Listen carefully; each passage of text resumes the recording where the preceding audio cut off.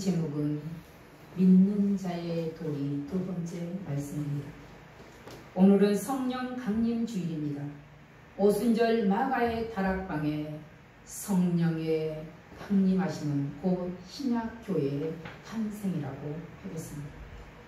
교회는 예수 그리스도를 구주로 믿는 성도들입니다. 예수 그리스도를 구주로 믿는 성도들을 교회라고 말합니다.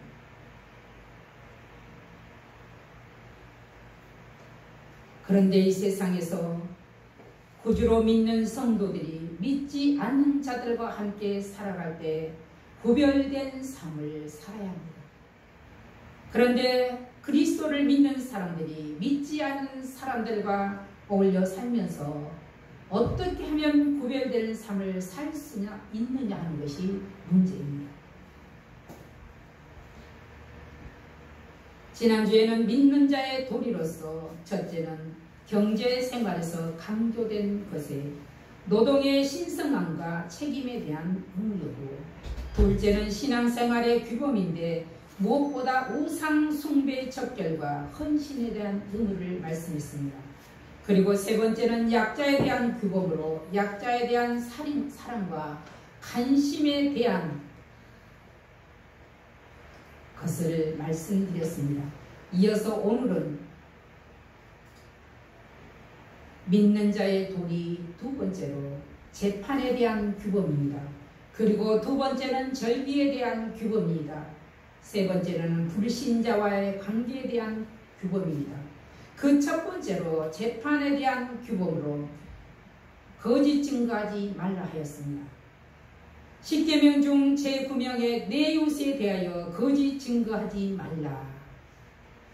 재판 과정을 보면 갑과 을이 서로 자기 주장이 옳다고 여러 주장을 내세운 것을 보게 됩니다. 그러면서 서로 자기가 옳다고 자기 주장을 보상해 달라고 합니다. 그런데 법정에서의 자기 주장은 심증만 가지고는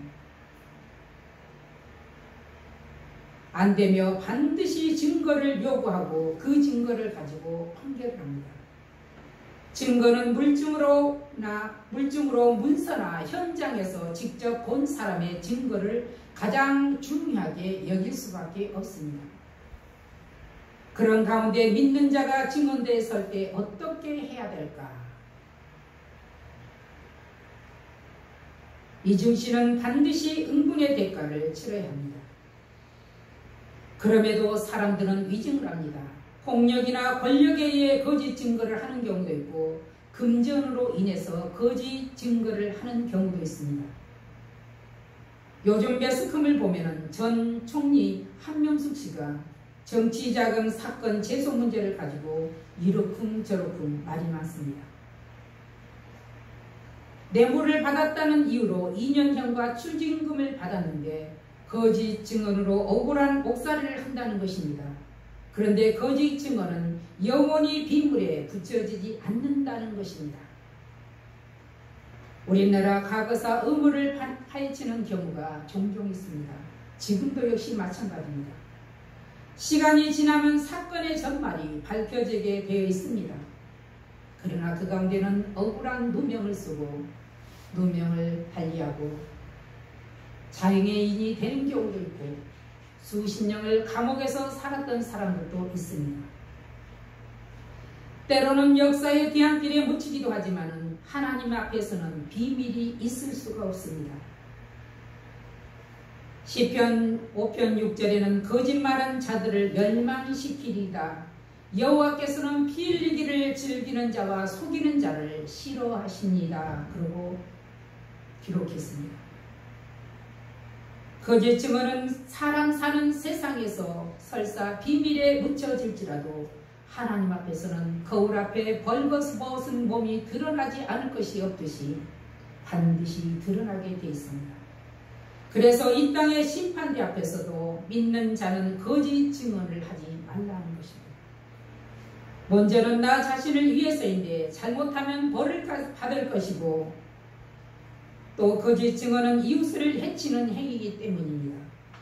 여기서 하나님은 믿는 자들에게 더 나아가 원수를 사랑하라고 했습니다.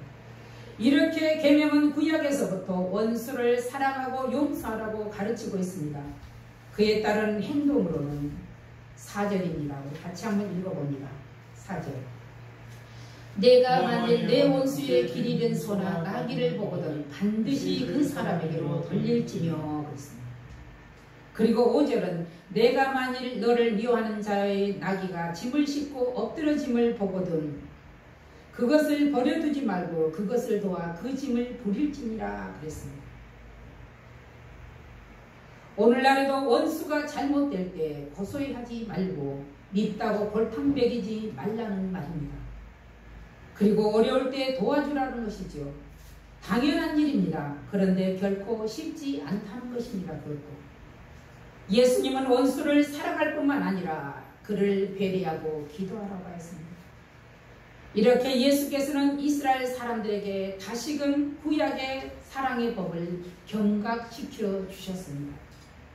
기도하라는 것은 보이지 않는 가운데도 마음으로 배려하라는 그런 말씀입니다. 재파라는 규범 중에서 두 번째는 힘없는 송사라고 해서 무시하지 말라고 했습니다. 오래전부터 내려오는 말 중에 유전무죄, 무전유죄라는 말이 있습니다. 돈이 있을 경우는 무죄로 풀려나지만 돈이 없을 경우는 유죄를 받아 처벌을 받는다는 것입니다. 그래서 법정이나 교도소에 있는 사람들 중에 억울함을 호소하는 경우가 종종 있습니다. 재벌 가운데 잘못해도 수십억 대의 변호사를 몇 명씩 채용해서 교류를 맡게 합니다. 때로는 정관예우를 받는 대법관 출신의 변호사를 세워서 옳고 그름의 판가람을 돈을 통해서 이기게 합니다. 설사 잘못이 인정이 돼서 선고를 받더라도 이 핑계 저 핑계 대가며 집행유예로 풀려나오는 경우도 있습니다. 그런데 힘없고 돈 없는 사람은 적은 절도라도 오랫동안 감옥에서 사는 경우들을 우리는 매스컴을 통해서 종종 보게 됩니다. 재판의 정신은 어떠합니까? 상담할 일이 있어서 법원에 간 적이 한 번 있었는데 벽에 저울추가 새겨져 있는 것을 보았습니다. 법은 모든 이에게 공정해야 한다는 의미일 것입니다. 우리가 잘 아는 지혜왕 솔로몬이 왕이 되어 하나님 앞에 기도할 때 하나님 앞에 부호도 구하지 않냐고 수도 구하지 않냐고 나이가 어려 재판하기가 어려웠으니 억울한 재판을 받지 않도록 하나님 앞에 지혜를 구했습니다. 그러나 어디까지나 이것도 세상의 법입니다. 비록 사람이 재판하고 사람에 의해 재판되는 것이 현실이지만 모든 재판권은 하나님 앞에 달려있다는 사실입니다. 잠시 사람 사는 세상에서는 돈으로 부당하게 재판받는 일도 허다하지만 최후의 심판은 하나님 앞에 받아야 합니다. 그래서 차라리 이 땅에서 합당한 벌로 끝나야 하는 것이 옳다는 것입니다. 그렇지 않을 경우 하나님 앞에서 영원한 패배자가 될 수 있기 때문입니다.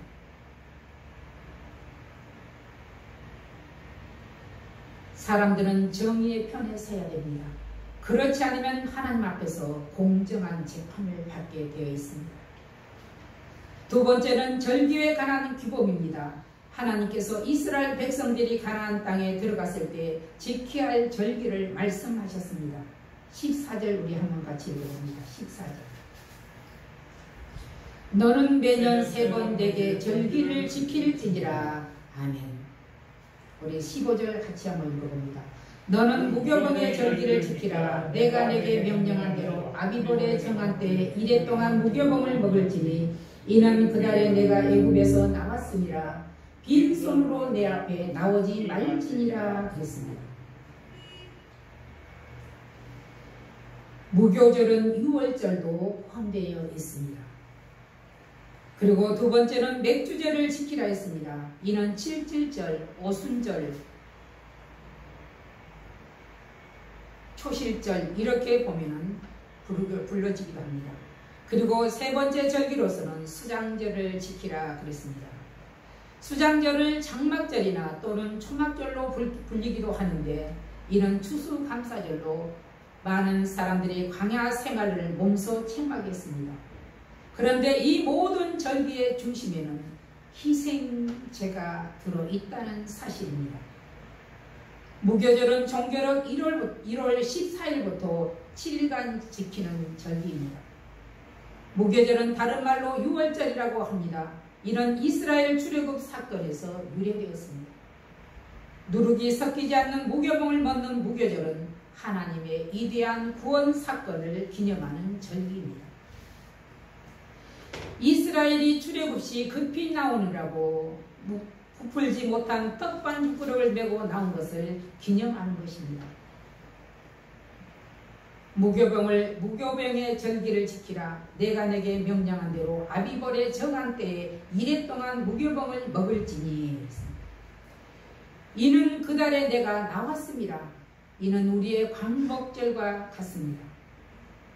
그리고 두 번째 절기인 맥주절은 이스라엘 3대 절기 중에 두 번째 절기로 77절, 오순절, 초실절 등으로 불리웁니다. 16절에는 맥주절을 지키라. 이는 내가 수가의 밭에 뿌린 것에 첫 열매를 거둡니다. 맥주절은 원래 추수감사절입니다. 보리의 첫 수확을 기점으로 해서 밀 수확을 마칠 때까지 약 7주, 그러니까 한 달 반 가량의 수확기와 관련이 되어 있습니다. 바로 요즘 시기라고 하겠습니다. 이 시기는 6월절 기간의 안식일 다음 날부터 시작해서 50째 되는 날로 이 날은 격식을 갖추어 처음 익은 곡식으로 떡을 만들어 하나님께 요제를 들으며 하루를 하나님께 감사와 기쁨으로 성에 모였습니다. 그 행사에는 함께 모여 큰 기쁨으로 나누는 공동 식사가 있습니다. 한마디로 잔치죠. 거기에는 춤과 축제 등도 포함되어 있습니다. 여기는 술도 포함되어 있습니다. 세 번째 절기 수장절은 농사력이 끝나는 가을에 지키는 절기로 초막절, 장막절 등의 이름으로 불려졌습니다. 이 절기는 7일 동안 지켰습니다. 16절 한번 같이 읽어봅니다. 16절 맥주절을 지키라. 이는 내가 수가여 밭에 뿌린 것에 첫 열매를 거둡니다. 수장절을 지키라. 이는 내가 수가여 이른 것을 연말에 밭에서부터 거두어 저장함이라. 수장절은 연말에 밭에서부터 거두어 저장합니다. 아마 우리 11월 초에 드린 봄은 추수감사절이 주간입니다. 수장절에 참여할 사람은 7일간을 먹고 잘 초막을 준비하여 예루살렘 주위에서 종려나무나 버드나무 장가지를 모아서 나그네 생활을 합니다. 이스라엘 백성에게 있어서 나그네는 전용어입니다. 지금도 미국의 뉴욕 중심의 유태인들이 사는 동네는 7일 동안 사막의 체험을 하기도 하고 사막으로 나갈 수 없는 사람들은 베란다에 텐트를 치고 일주일 동안 산다고 합니다. 형식적인 것 같지만 부모로 들은 이야기로는 제대로 느끼지 못하기 때문에 이렇게라도 그들은 3, 4대가 함께 어울려 광야 체험을 한다고 합니다. 그런데 우리나라는 광복절이라 3.1절 같은 국경일에는 체험은커녕 오히려 이리저리 흩어지는 실정입니다. 하나님께서는 이스라엘 민족에게 특별히 절기를 구별하여서 지키라고 하셨습니다. 이렇게 특별하게 절기를 지키라고 하신 것은 과거 미디안 족속과의 싸움에서 지키시고 광야에서 만나를 체험한 사건으로 끝난 것이 아니라 현재도 하나님의 섭리는 계속되고 있다는 것을 체험시키기 위해서 하나님은 특별히 절기를 지키라고 하셨습니다. 그리고 세 번째는 하나님께서는 믿음으로 바라보게 하셨습니다. 율법을 내린 사건은 출애굽하여 얼마 되지 않는 때에도 장차 광야 생활에서 어려운 상황에 봉착하였을 때에도 과거에 함께하신 하나님께서 현재도 우리와 함께하시고 또 장차 우리 후손에게도 함께하실 것을 약속의 절기를 통해서 깨닫게 하려 하신 것입니다. 오늘 우리가 매주 7일마다 하나님 앞에 예배를 드린 이유 바로 그것입니다. 그래서 이스라엘 백성들은 미래지향적 소망으로 가득 차 있었습니다. 오늘 우리도 마찬가지입니다. 한 주 예배로 드리고 끝나는 것이 아니라 이 예배가 장차 계속되어지고 하나님 나라로 이어진다는 사실입니다. 20절 같이 한번 읽어봅니다. 내가 내 사자를 내 앞서 보내어 길에서 너를 보하여 너를 내가 예비한 곳에 이르게 하리니 그랬습니다. 장차 믿는 너희들이 어떻게 하나님을 섬길 것이냐는 것입니다. 오늘날도 마찬가지로 믿는 사람들이 교회 문 밖에만 나가면 수많은 불신자들이 있습니다. 그리고 불신 지도자들이 있습니다. 그런데 너희가 어떤 소리를 들을 것이냐 이 말입니다. 그런데 성경은 말하고 있습니다. 믿는 자들은 먼저 주의 종들에게 순종하라고 그랬습니다. 이스라엘 사람들이 가나안에 들어갔을 때 거기에는 원주민들이 살고 있습니다. 원주민들은 절대 권력자들의 말에 의해서 살고 있습니다. 그런데 너희 믿는 자들은 하나님께서 세우신 사자에게 절대 순종하라는 것입니다. 오늘 또 이 말은 유효합니다. 이슬람교는 모세 오경까지는 갔습니다. 그래서 그들은 지도자들 중에서 종교 지도자들을 더 높이고 있는 실정입니다. 하나님께서는 말라기 선지자를 통해서 말씀하셨습니다. 말라기 3장 1절에 만군의 여호와가 이르노라 보라 내가 내 사자를 보내리니 그가 내 앞에서 길을 준비할 것이요 또 너희가 구하는 바 주가 갑자기 그 성전에 임하시리니 곧 너희가 사모하는 바 언약의 사자가 임하실 것이라. 언약의 선지자가 누굽니까? 궁극적으로는 예수 그리스도이십니다. 우리는 지금 영적 전쟁을 하고 있습니다. 그런데 적전 분열, 적 앞에서 아군끼리 싸우면 흩어져서 결국 망하게 된다는 말입니다. 그러므로 성경은 불신자와 살 때는 하나님의 명령을 우선하라고 명령하고 있습니다. 이스라엘이 가나안 땅에 들어가 살 때 살고 있는 주민들보다 우월할 수는 없습니다. 우리도 마찬가지입니다. 믿지 않는 사람보다 더 우월할 수가 없습니다.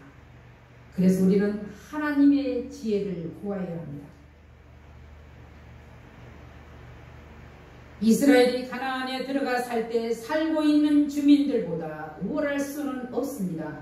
그러니 그들이 내어세울 것은 만군의 여호와, 인간의 지혜와 원수를 오직 하나님의 능력에 의지하고 구별되는 삶을 살라고 하였습니다. 믿는 사람이 세상에서 거룩하게 삶을 살려면 먼저 우상을 섬기지 않아야 합니다. 그들이 가나안 땅에 들어가 나라가 망할 때까지 끊임없는 싸웠던 것은 우상과의 싸움이었습니다. 유목민인 그들이 가나안 땅에 들어가 농사짓기란 결코 쉽지가 않았습니다. 사람들은 끄떡하면 시골에 내려가 농사 짓지 그럽니다. 그런데 농사짓기 절대 쉽지 않습니다. 농사짓는 가나안 사람들의 도움이 절실히 필요했습니다. 그들은 농사를 배우면서 농사 짓는 데 시작하며 기원을 하는 제사, 풍요의 신을 섬기는 그들의 하는 행동을 옳게 여기고 따라갔습니다. 그뿐만이 아닙니다.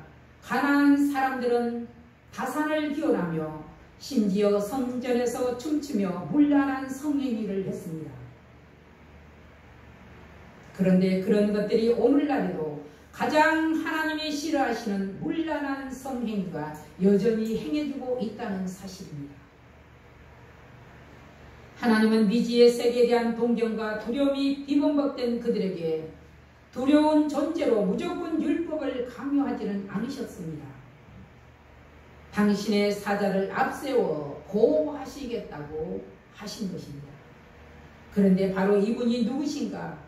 예수 그리스도이시며 여호와 하나님이십니다. 그러므로 우리는 주의 사자의 목소리를 깊이 청종해야 합니다. 이 말씀을 어떻게 들을 수 있는가? 성령이 내 안에 오시면은 나는 은밀한 하나님의 비밀한 말씀을 들을 수 있습니다. 사도 바울은 광야 생활의 만나와 생수는 이들과 동행하신 그리스도라고 하셨습니다.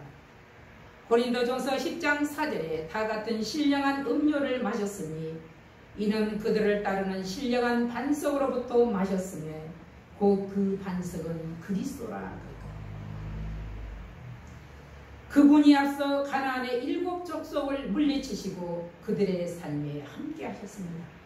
그리고 경제적인 복, 건강의 복, 생산의 복, 장수의 복, 땅을 정복하는 형통의 복도 보장해 주셨습니다. 그러면서도 하나님은 가나안 땅에 히 족속과 가나안 족속과 헷 족속과 헷 족속을 조금 남겨두셨습니다. 왜 남겨두셨을까? 이스라엘이 미혹되고 타락하면은 그 징계의 몽둥이로 사용하시고자 그들을 조금 남겨두셨습니다. 그리고 가나안 땅에서 그들이 준수할 조건부 규정들을 내리셨습니다.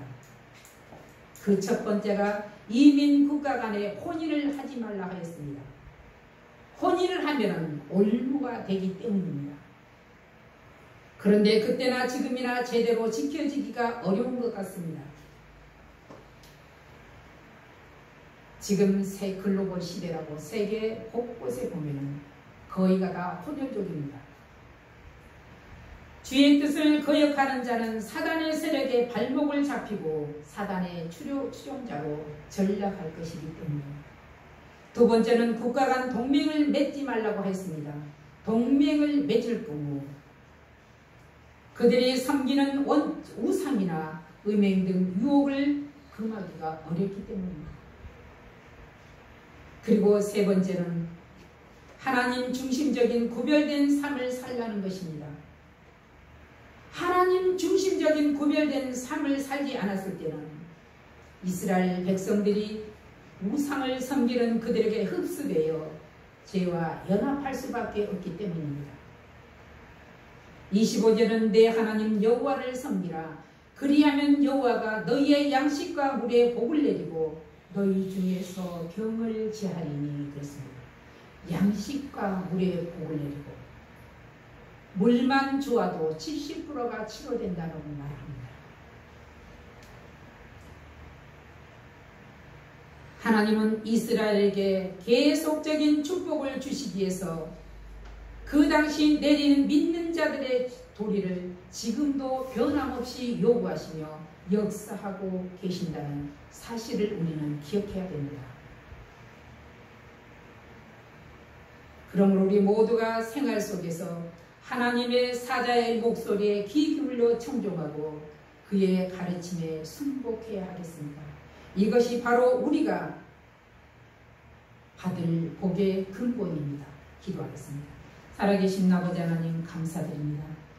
내 하나님 여호와를 섬기라. 그리하면 여호와가 너희의 양식과 물에 복을 내리고 너희 중에서 병을 제하겠다고 약속하신 하나님, 우리가 이 말씀을 청종하고 기억하여 믿는 자로서 도리를 지킬 수 있도록 은혜를 베풀어 주시옵소서.